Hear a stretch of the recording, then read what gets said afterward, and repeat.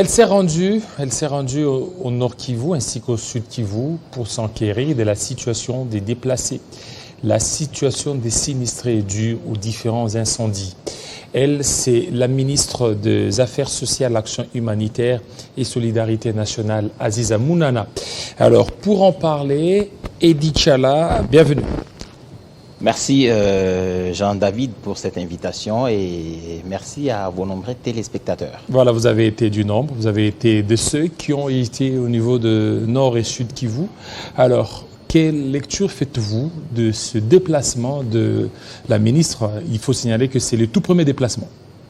Voilà, donc ça valait bien la peine. Il fallait que la ministre des Affaires sociales, Aziza Mounana, se déplace pour l'Est de la République démocratique du Congo, particulièrement dans le Nord et le Sud Kivu. Elle y est arrivée au moment où on l'attendait, en tout cas, parce que au camp militaire où nous avons été, il était effectivement besoin qu'il y ait une intervention rapide du gouvernement de la République et elle, anticipativement, avait prévu déjà quelques matelas et quelques lits pour soulager la souffrance de ces blessés de guerre. C'était la première chose.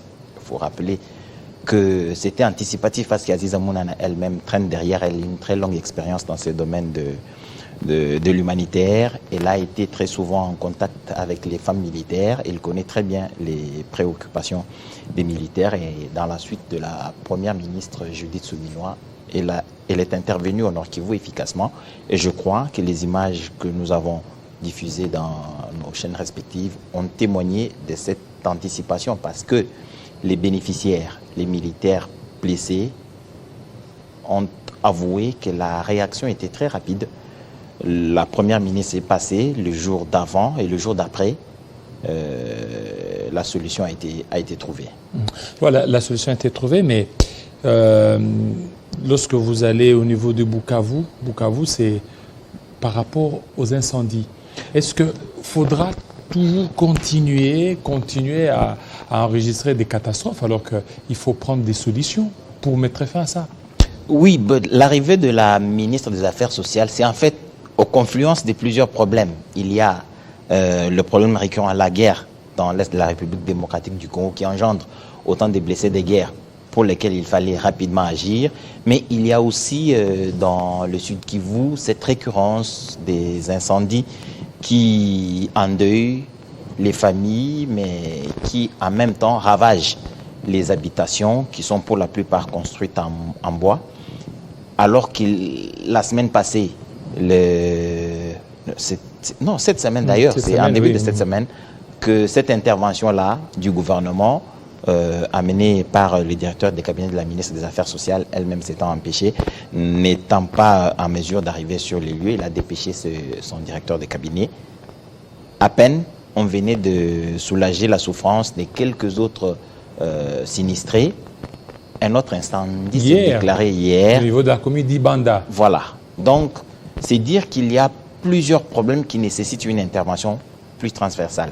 En échangeant avec la ministre des Affaires sociales, je crois que c'est une vision qu'elle incarne et dans cela, elle envisage notamment de réunir ses collègues qui peuvent intervenir directement comme quel ministre, par exemple? Le ministère de l'Urbanisme et Habitat, le ministère des ITPR, le ministère les affaires foncières. Affaires foncières, aménagement du territoire. Il y a aussi le tout nouveau ministère politique de la ville. Effectivement. Je crois que c'est des ministères qui doivent se mettre ensemble pour réfléchir sur l'avenir de la ville de Bukavu. Il n'est pas bien que ce soit à chaque fois que le gouvernement n'intervienne que pour la même chose, et pour le même problème, incendie, toujours à Bukavu. C'est qu'il faut une solution profonde et la solution profonde, on la prépare, on la gère. Je suis content que le gouverneur du Sud Kivu, ayant déjà compris la question, ce qui est intervenu, il lui aussi dans la même logique que la ministre des Affaires sociales qui entrevoit une solution pérenne. Il est bien que les gouvernements interviennent sur des catastrophes, mais il est mieux que les catastrophes soient prévenues. Et c'est dans cette optique-là que les catastrophes peuvent être prévenues. Voilà. Alors, est-ce que juste l'aide du gouvernement ou bien elle a besoin aussi de soutien des autres partenaires? Parce que vous voyez, c'est vaste, ces ministères, vous voyez, c'est affaires sociales, et action humanitaire, solidarité nationale. Donc vous voyez, donc c'est à peu près 3 ministères et l'aide du gouvernement peut être peut-être insignifiante, mais besoin aussi de certains partenaires. Pourquoi pas? C'est pourquoi j'ai dit que le président de la République a trouvé un cœur dédié déjà.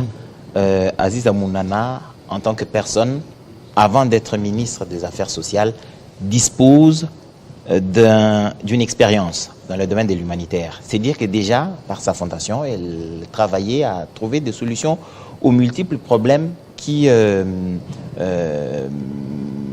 mettent une certaine catégorie de population en situation de vulnérabilité. Elle intervenait assez souvent. Et dans ce contexte-là, elle se trouvait déjà des partenaires qui l'appuyaient, qui la soutenaient. Maintenant qu'elle est devenue ministre de la République en charge de ces questions, elle va mettre à contribution cette expérience, mais aussi ses contacts, son carnet d'adresses qui est assez fourni.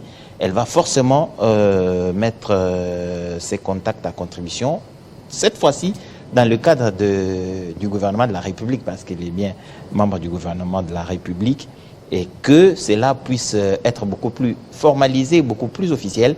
Et je pense bien que sa perspicacité lui permettra de trouver des partenaires au pays comme à l'extérieur. Je crois qu'elle a certainement entrepris quelques démarches et quelques contacts déjà pour que ceux qui peuvent venir à la rescousse du peuple de la RDC qui se trouve dans des situations de vulnérabilité interviennent le plus rapidement possible. Ce qui va faire qu'elle va forcément être appelée à descendre régulièrement en province où des catastrophes ont lieu, mais aussi dans les milieux où il y a besoin de soutenir les populations pour qu'ils s'autonomisent. Il y a déjà les images là qui passent, là, si on peut déjà commencer à illustrer. Okay. Oui, voilà.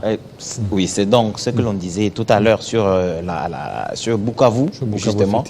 Alors, est-ce qu'elle va y arriver? Parce que, vous savez, il y a certains téléspectateurs qui disent elle a travaillé dans l'anonymat, c'était en tant que peut-être dans l'humanitaire. Cette fois-ci, elle est mise en évidence. Est-ce qu'elle pourra certainement supporter des chocs, supporter aussi des coups, parce que être mise devant les publics, ça demande avoir aussi des nerfs solides.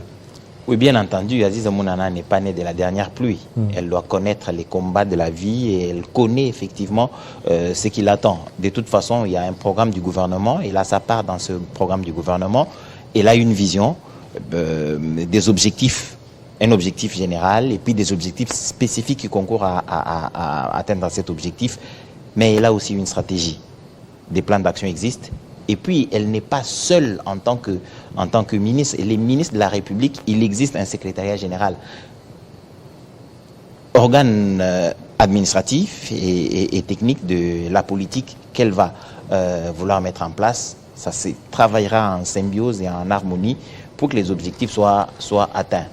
Ceux qui se plaignent, ceux qui pensent que la pression de la charge, mais aussi le fait qu'il est maintenant ministre de la République, ils ont bien raison, mais je crois qu'ils peuvent reposer leur confiance sur le fait que l'humanitaire reste l'humanitaire, que l'on soit au gouvernement ou en indépendant, on essaie d'apporter des solutions à des personnes vulnérables.